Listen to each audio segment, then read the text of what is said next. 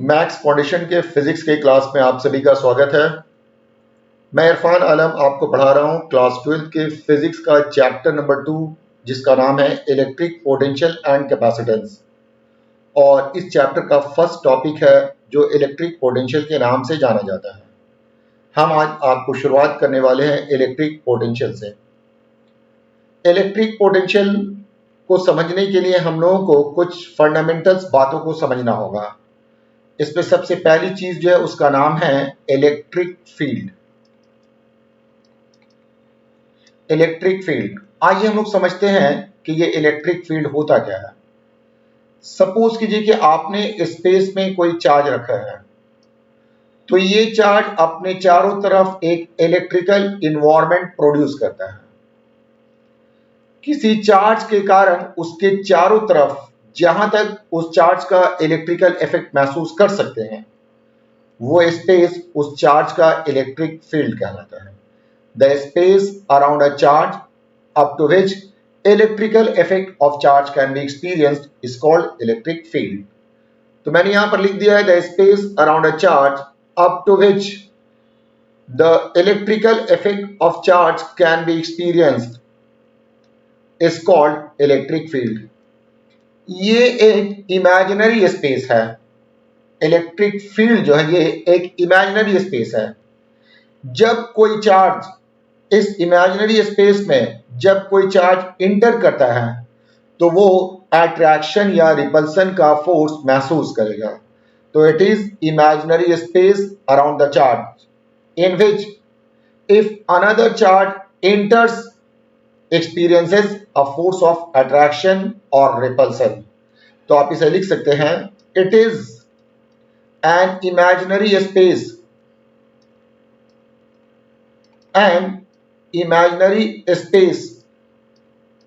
around a charge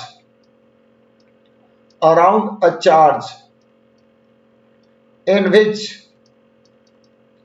if another charge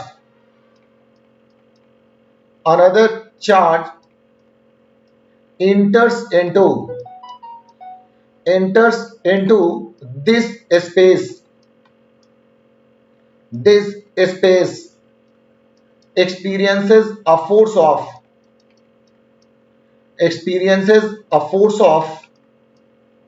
attraction or repulsion।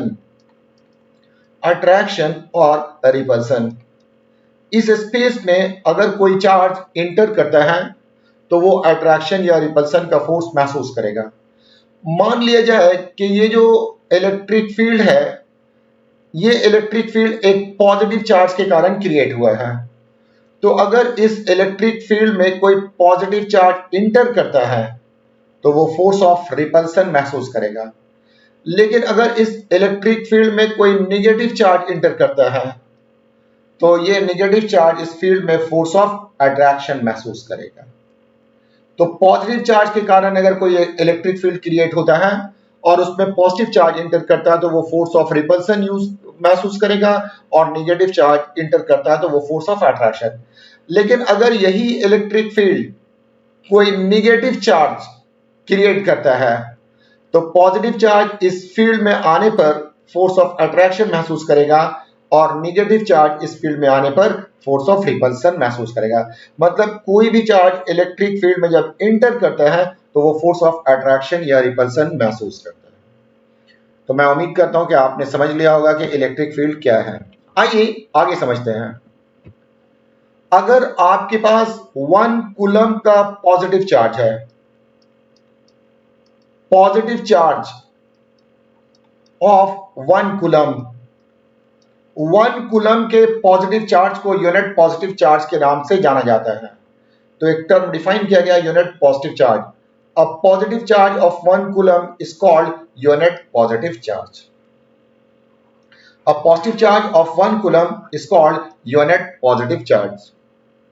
आइए आगे चलते हैं। सपोज कीजिए कि यहां पर आपने एक चार्ज रखा है +Q और इस चार्ज का इलेक्ट्रिकल इफेक्ट यहां पर महसूस किया जा रहा है। तो इसका मतलब यह हुआ कि यहां पर इलेक्ट्रिक फील्ड है। अब यहां पर कितना इलेक्ट्रिक फील्ड है वो जानना है। तो इलेक्ट्रिक फील्ड के वैल्यू को जानने के लिए आप यहां पर 1 कूलम का चार्ज रख देंगे। ये चार्ज इस 1 कूलम के चार्ज पर फोर्स लगाएगा।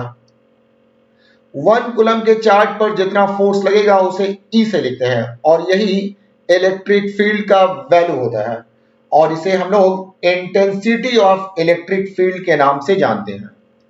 तो अगर कहा जाएगा कि इंटेंसिटी ऑफ इलेक्ट्रिक फील्ड बताइए, इंटेंसिटी ऑफ इलेक्ट्रिक फील्ड, तो आप कह सकते हैं it is electrostatic force on unit positive charge. Unit positive charge पर लगने वाले फोर्स को कहा जाता है इंटेंसिटी ऑफ इलेक्ट्रिक फील्ड और ये इंटेंसिटी ऑफ इलेक्ट्रिक फील्ड उस पॉइंट पर इलेक्ट्रिक फील्ड के वैल्यू को मेजर करता है। तो डिफाइन कर दिया गया इंटेंसिटी ऑफ इलेक्ट्रिक फील्ड और electric field, it is electrostatic force on unit positive charge. It measures the value of electric field at A point in space.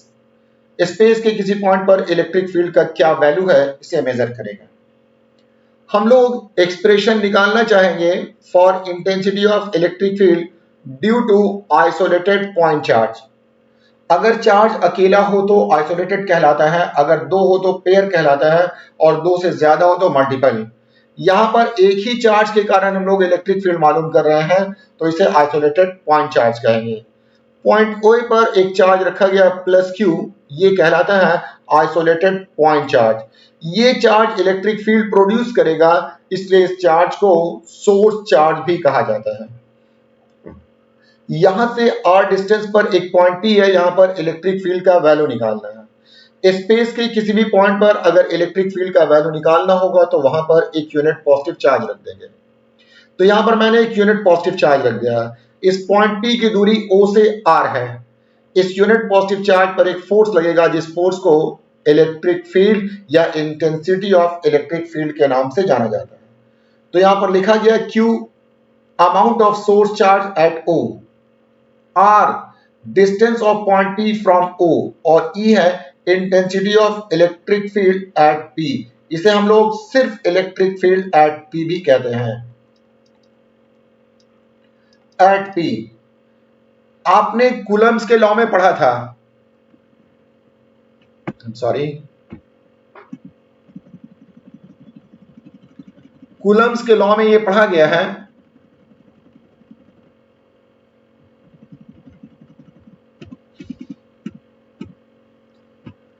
कि अगर यहां पर एक चार्ज Q1 है और यहां पर एक चार्ज Q2 है और दोनों चार्ज के बीच का डिस्टेंस r है, तो इन दो चार्ज के बीच में एक फोर्स लगेगा। इस फोर्स को कूलम फोर्स कहते हैं। इस फोर्स का फॉर्मूला होता है 1/4 pi epsilon not Q1 Q2 divided by r²। तो यहां पर उसी फोर्स के बारे में लिखा गया 1/4 pi epsilon not Q1 Q2 by r²। यहां पर इलेक्ट्रोस्टैटिक फोर्स को E से रिप्रेजेंट किया गया है। Q1 जो कि सोर्स चार्ज है और Q2 जो कि यूनिट पॉजिटिव चार्ज है जो कि 1 है। तो Q1 के बदले में Q और Q2 के बदले में 1 पुट कर दिया तो E का वैल्यू आ गया है 1/4 pi epsilon naught Q divided by r²। ये है expression for intensity of electric field due to isolated point charge. इसे हम लोग कहते हैं इलेक्ट्रिक फील्ड या intensity of electric field due to isolated point charge. यहां पर आप देख रहे हैं ये electric field due to isolated point charge दो बातों पर डिपेंड करता है। पहली जो बात है वो कहलाता है amount of source charge, amount of source charge पर डिपेंड करेगा और दूसरा है distance of the point from the source charge, मतलब Q पर डिपेंड करेगा और R पर डिपेंड करेगा। तो ये था इलेक्ट्रिक फील्ड। अब हम लोग चले आते हैं electric potential at A point. Suppose कीजिए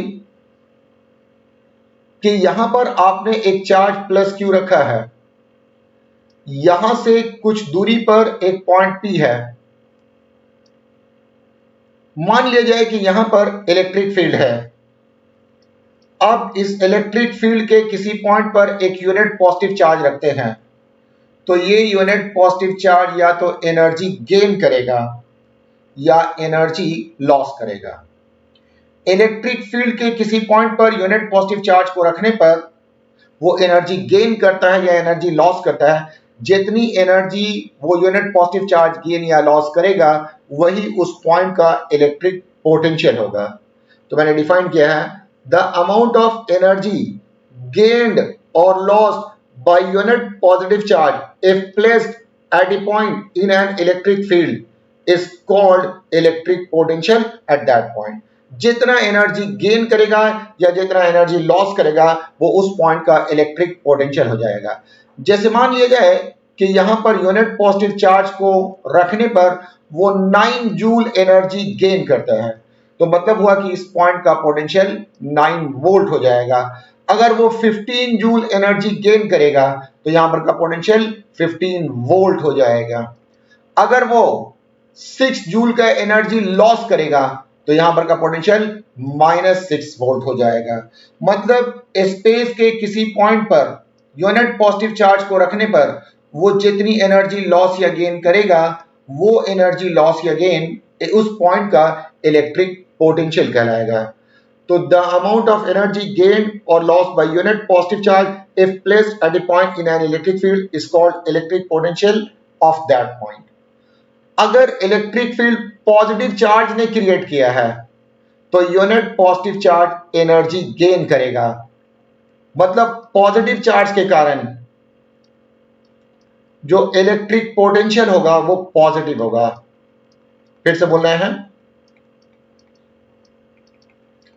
अगर किसी पॉजिटिव चार्ज ने इलेक्ट्रिक फील्ड जनरेट किया है तो इस फील्ड में कोई यूनिट पॉजिटिव चार्ज को रखते हैं तो वो unit positive charge energy gain करेगा। मतलब इलेक्ट्रिक पोटेंशियल का वैल्यू पॉजिटिव होगा। तो पॉजिटिव चार्ज के कारण इलेक्ट्रिक पोटेंशियल पॉजिटिव होगा। लेकिन अगर इलेक्ट्रिक फील्ड किसी निगेटिव चार्ज ने प्रोड्यूस किया है तो इस जगह पर यूनिट पॉजिटिव चार्ज को रखने पर ये unit positive charge energy loss करेगा।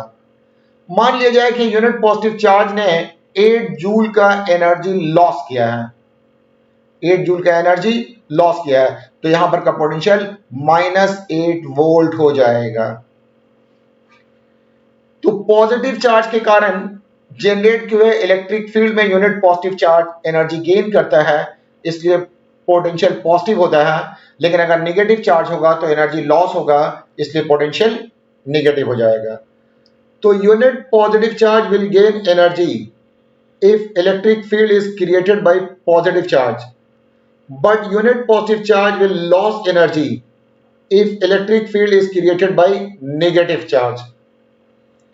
तो इस तरह से पॉजिटिव चार्ज के कारण पॉजिटिव पोटेंशियल होगा और नेगेटिव चार्ज के कारण नेगेटिव पोटेंशियल होगा। आइए एक बार हम लोग बात को फिर से समझते हैं। सपोज कीजिए कि यहां पर एक सोर्स चार्ज रखा हुआ है +Q, यहां से R डिस्टेंस पर एक पॉइंट है P। तो यूनिट पॉजिटिव चार्ज को यहां पर रखने पर एनर्जी गेन करेगा। तो ये जितना एनर्जी गेन करेगा वही इस पॉइंट का पोटेंशियल कहलाएगा। अब सवाल ये पैदा होता है कि इसको मेजर कैसे करेंगे।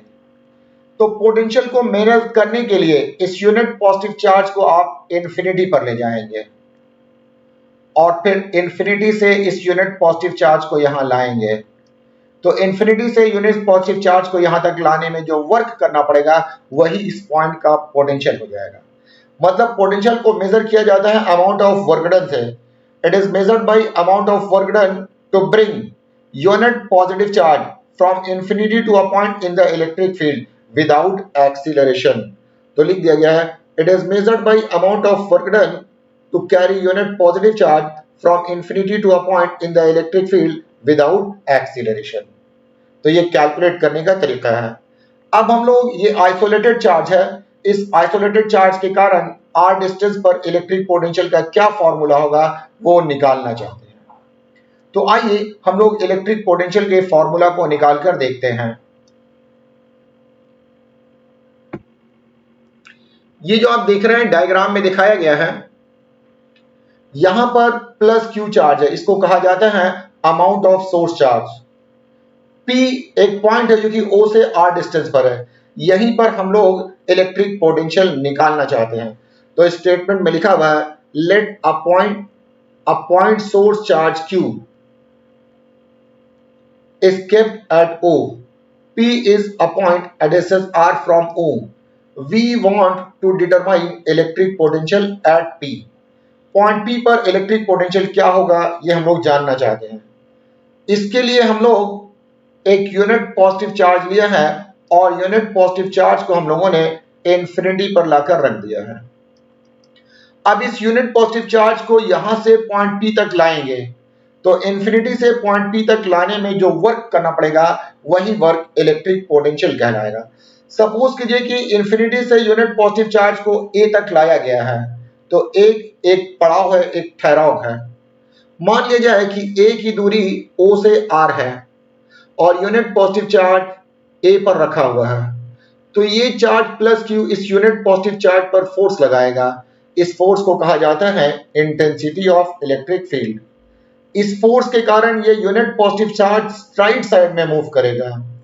इसे लेफ्ट साइड में मूव कराने के लिए एक फोर्स लगाना पड़ेगा जो कि माइनस ई कहलाएगा।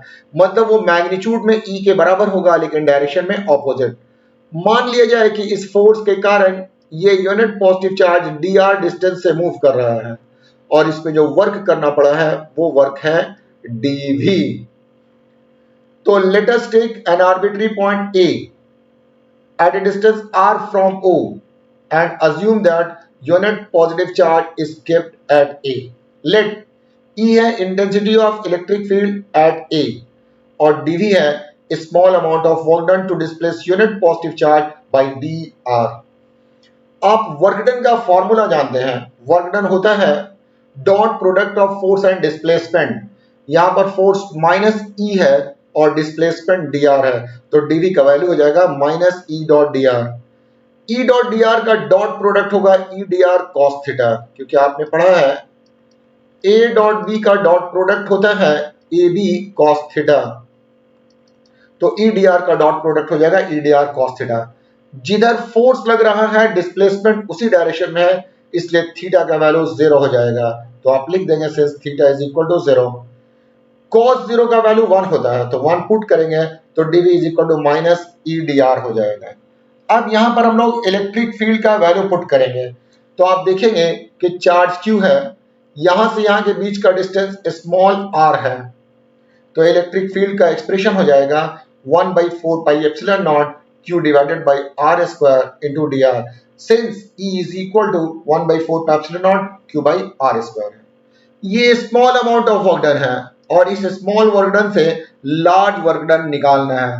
तो आपको बताया गया है कि स्मॉल से लार्ज बनाने के लिए इंटीग्रेट करना पड़ता है। मतलब स्मॉल मिलाते जाओ लार्ज बनाते जाओ तो इसके लिए आपको इंटीग्रेट करना होगा। तो दोनों साइड से मैंने इंटीग्रेट कर दिया है। चूंकि यूनिट पॉजिटिव चार्ज को इंफिनिटी से लाया जा रहा है तो r का वैल्यू शुरू होगा इंफिनिटी से और इसे P पॉइंट तक लाया गया और पॉइंट P की दूरी है कैपिटल R। तो स्टार्ट होगा इंफिनिटी से और खत्म होगा R पर। q/4 पाई एप्सिलॉन नॉट ये कांस्टेंट है और जो चीज कांस्टेंट होता है वो इंटीग्रल साइन के बाहर आ जाता है तो इसे इंटीग्रल साइन के बाहर ला दिया गया है from r is equal to infinity to r is equal to r। अब आप देखेंगे हम लोगों को इंटीग्रेट करना है dr बाई आर स्क्वायर। तो अगर डिनोमिनेटर में कोई वेरिएबल हो तो इंटीग्रेट नहीं होता है, इसे न्यूमरेटर में ले जाना पड़ता है।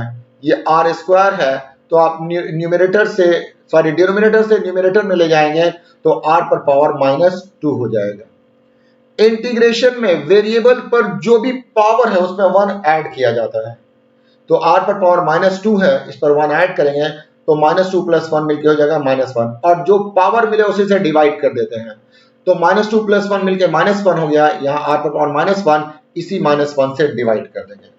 अब इसे सिंप्लीफाई करेंगे, r पर पावर पॉजिटिव बनाएंगे तो फिर से वापस नीचे ला देना होगा। ये माइनस यहां पर आ जाएगा तो -1/r हो जाएगा। बाहर में एक माइनस है और अंदर में एक माइनस है, ये माइनस और माइनस मिलकर के प्लस हो जाएगा तो आपको मिलेगा v is equal to q/4 pi epsilon naught 1/r from r is equal to infinity to r is equal to r। अब आप इस स्मॉल r के लिए एक बार कैपिटल R पुट करेंगे, इस r के लिए एक बार कैपिटल R और फिर इस r के लिए इंफिनिटी। तो 1/r में एक बार कैपिटल R और फिर एक बार r के लिए इंफिनिटी माइनस देकर के इंफिनिटी। किसी भी नंबर को इन्फिनिटी से डिवाइड करने पर इसका वैल्यू 0 हो जाता है, तो ये वाला टर्म 0 हो जाएगा और आपको मिलेगा v is equal to 1/4 pi epsilon naught q divided by r।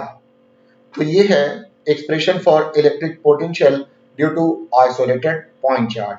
तो बात ये समझ में आ गई कि अगर यहाँ पर कोई चार्ज q है, यहाँ से r डिस्टेंस पर एक पॉइंट p है, तो इस पॉइंट P पर का पोटेंशियल मान लिया जाए कि V है, तो V का फॉर्मूला हो जाएगा 1/4 pi epsilon naught Q divided by R। अब आप देखेंगे ये पोटेंशियल तीन बातों पर डिपेंड करेगा। पहला जो बात है वो अमाउंट ऑफ सोर्स चार्ज पर, सोर्स चार्ज ज्यादा होगा तो पोटेंशियल ज्यादा होगा। दूसरा है distance of point from the source charge, और तीसरा है इस सोर्स चार्ज का नेचर पर भी डिपेंड करता है। मतलब पॉजिटिव होने पर पोटेंशियल पॉजिटिव होगा और निगेटिव होने पर पोटेंशियल निगेटिव होगा। तो इलेक्ट्रिक पोटेंशियल, कंक्लूजन में आ जाइए, we conclude that electric potential due to isolated point charge depends on, पहला है अमाउंट ऑफ सोर्स चार्ज, दूसरा है distance of the point from the source charge, और तीसरा है नेचर ऑफ सोर्स चार्ज। तो पोटेंशियल का फॉर्मूला आपको पता चल गया। आइए एक प्रॉब्लम सॉल्व करके देखते हैं। लिखा हुआ है calculate electric potential at A distance 30 centimetre from a charge of +6 nano coulomb. यहां पर एक चार्ज है 6 नैनो कूलम का, यहां से कुछ दूरी पर एक पॉइंट है P, ये R है, 30 सेंटीमीटर की दूरी पर मान लिया जाए कि पॉइंट P है। तो यहां पर कितना पोटेंशियल होगा ये निकालना है। तो पोटेंशियल निकालने के लिए आपको चार्ज का वैल्यू जानना होगा। तो चार्ज का वैल्यू है +6 नैनो कूलम। नैनो के मतलब होता है 10 टू द पावर -9, तो ये हो जाएगा 10 to the power -9 coulomb. Distance आपको दिया हुआ है और ये डिस्टेंस है 30 सेंटीमीटर। ये SI यूनिट में नहीं है, तो इसे SI यूनिट में बदलने के लिए 10 टू द पावर -2 से मल्टीप्लाई करना पड़ेगा। तो ये डिस्टेंस आपको हो जाएगा 30 × 10⁻² मीटर। इसको आप सिंप्लीफाई करेंगे तो ये हो जाएगा 3 × 10 टू द पावर -1 मीटर। अब आपको V निकालना है और V का फॉर्मूला आप जानते हैं। V इज इक्वल टू होता है 1/4 pi epsilon naught into Q divided by R। 1/4 pi epsilon not के लिए 9 × 10 टू द पावर 9, Q के लिए हम लोग लिखेंगे 6 × 10 to the power -9 divided by R का वैल्यू है 3 × 10 टू द पावर -1। 3 3 9, ये कैंसिल हो जाएगा, फिर 10 और 9 और 10 -9 ये कैंसिल हो जाएगा। तो 3 को 6 से मल्टीप्लाई करेंगे, ये 18 आ जाएगा, और ये 10 डिनोमिनेटर से न्यूमिनेटर में चला जाएगा, तो इस पर पावर +10 हो जाएगा, ये 180 वोल्ट हो जाएगा। चूंकि इलेक्ट्रिक पोटेंशियल का यूनिट वोल्ट होता है, इसलिए यहां पर का पोटेंशियल आपको 180 वोल्ट। मतलब ये हुआ कि अगर यूनिट पॉजिटिव चार्ज को आपने इस चार्ज से 30 सेंटीमीटर की दूरी पर रखा है, तो 180 जूल का एनर्जी ये यूनिट पॉजिटिव चार्ज गेन करेगा। मैं समझता हूं कि बात क्लियर हो गया। यहां पर का पोटेंशियल कितना है, मतलब ये कितना एनर्जी गेन करेगा, तो ये 180 वोल्ट का एनर्जी गेन करेगा। आइए एक और क्वेश्चन करके देखते हैं। क्वेश्चन नंबर 2 क्या है वो देख लें। लिखा हुआ है calculate electric potential at A distance 90 centimetre from a charge of -9 coulomb. उस वक्त पॉजिटिव चार्ज लिया गया था, इस बार नेगेटिव चार्ज है 9 माइक्रो कूलम का। यहां से यहां के बीच का डिस्टेंस दिया हुआ है, ये 90 सेंटीमीटर है। तो इस पॉइंट पर V का वैल्यू निकालना है। तो Q दिया हुआ है -9 माइक्रो कूलम, इसे आप लिख सकते हैं -9 × 10 to the power -6 coulomb. R है 90 सेंटीमीटर, मतलब 90 × 10 टू द पावर -2 मीटर, मतलब 9 × 10 to the power -1 metre. V का वैल्यू आपको निकालना है। V का फॉर्मूला है 1/4 pi epsilon naught into Q divided by R। 9 into 10⁻9 हो जाएगा 1/4 का वैल्यू, और R का है -9 इंटू 10⁻⁻6 डिवाइडेड बाई R का वैल्यू है 9 इंटू 10⁻⁻1, इतना वोल्ट हो जाएगा। तो 9 और 9 कैंसिल हो जाएगा, 10⁻9 और 10⁻9 सॉरी 9 और 9 कैंसिल हो जाएगा, और आपको मिलेगा V is equal to -9 into 10⁻9 है और 10⁻6 है, तो ये आपको 3 हो जाएगा, इंटू 10⁻1 ये ऊपर चला जाएगा, तो ये हो जाएगा -9 इंटू 10⁻4 इतना वोल्ट। इसका मतलब ये हुआ कि इस पॉइंट पर अगर आपने यूनिट पॉजिटिव चार्ज को रखा है तो ये चार्ज -9 इंटू 10⁻4 जूल का एनर्जी लॉस करेगा। जितना एनर्जी गेन करे या लॉस करे वही पोटेंशियल होता है। यहां पर का पोटेंशियल आपको 9 इंटू 10⁻4 वोल्ट है। इसका मतलब हुआ कि यहां पर जो एनर्जी लॉस होगा वो -9 इंटू 10⁻4 वोल्ट का होगा। तो ये था इलेक्ट्रिक पोटेंशियल के बारे में। आज के लिए इतना ही है, बाकी बातें हम आपको अगले क्लास में बताएंगे।